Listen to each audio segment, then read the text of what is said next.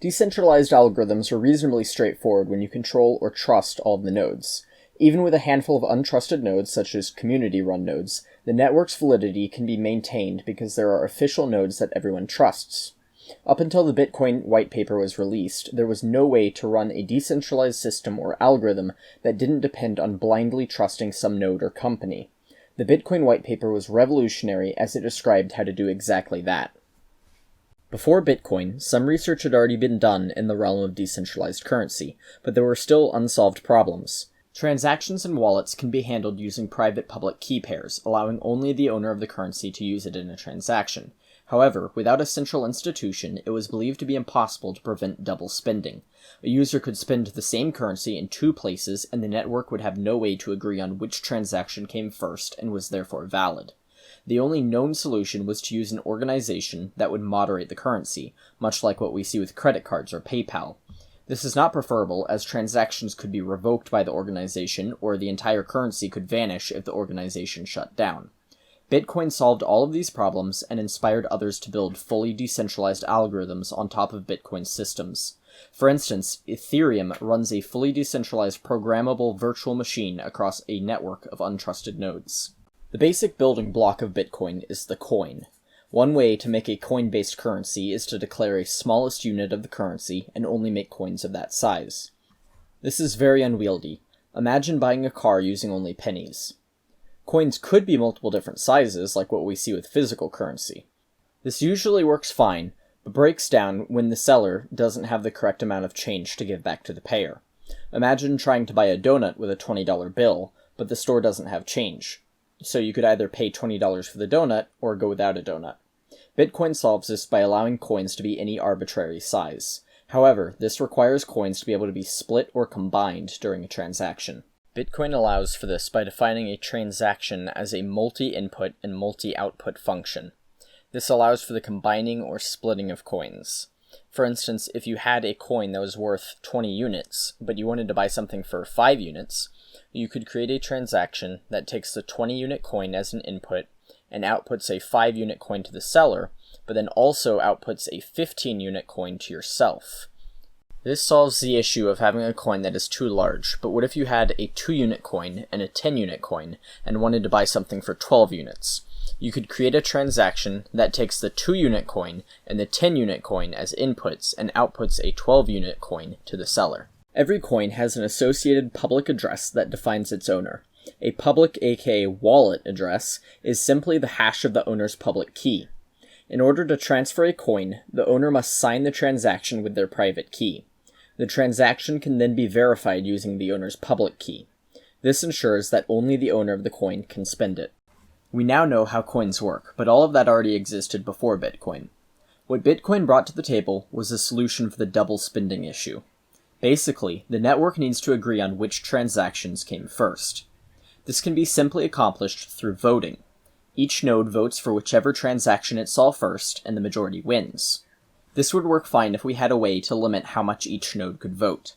If we based votes on IP addresses, a malicious user could simply send votes from thousands of IP addresses and win the majority vote. Similar issues arise with every other form of digital identification. Bitcoin solves this by allocating voting power based on computational power. Although it is still possible for an attacker to purchase a large amount of processing power, it is unlikely that someone who can afford that much power would use it maliciously. As we will see later on, Bitcoin provides incentives for nodes to use their power honestly. In Bitcoin, votes are called blocks. Each block contains a list of transactions which the node believes to be valid. For a block to be accepted by the network, the node needs to compute a proof of work. Essentially, there is a variable in the block that is incremented until the hash of the entire block, transactions included, starts with a certain number of 0 bits. Since hashes are essentially random, there is no way to calculate the proof of work without brute force checking tons of values. This means that the probability of a node calculating a proof of work faster than the rest of the network is equal to the node's processing power relative to the network's processing power. A malicious node with an average amount of power might be able to outpace some nodes, but not the entire network. Although transactions can now be agreed upon by the network, how do we get the network to agree on which blocks are valid and what order they're in? What prevents an attacker from editing an old block, recalculating the proof of work, and convincing other nodes to use that block instead? If nodes simply accepted blocks in the order they received them, the currency would constantly fork and the network would no longer be unified. Additionally, if a node had been offline for a while or was just created, it would have no way to know the correct ordering of blocks. Bitcoin solves this in a simple way. Each block contains the hash of the previous block. This means in order to change a previous block, that block plus every block after it has to be recomputed. Changing a transaction in an old block would change the block's hash, which would then change the hash of the next block, and so on. This is where the word blockchain comes from. This allows the network to agree on the ordering of blocks, but it still doesn't prevent forks.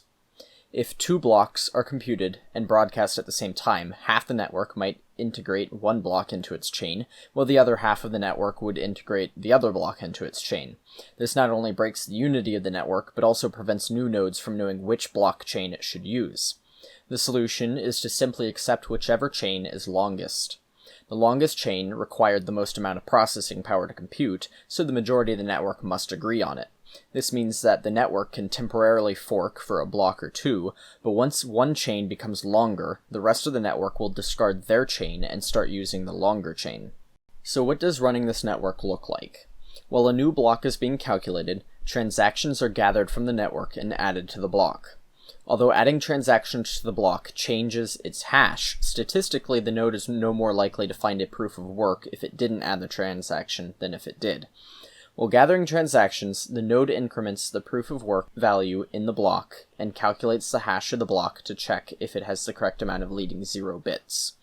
Once the node finds a valid proof of work, it broadcasts the block to the rest of the network. The other nodes will accept that block if all of the contained transactions are valid and the block's hash is small enough.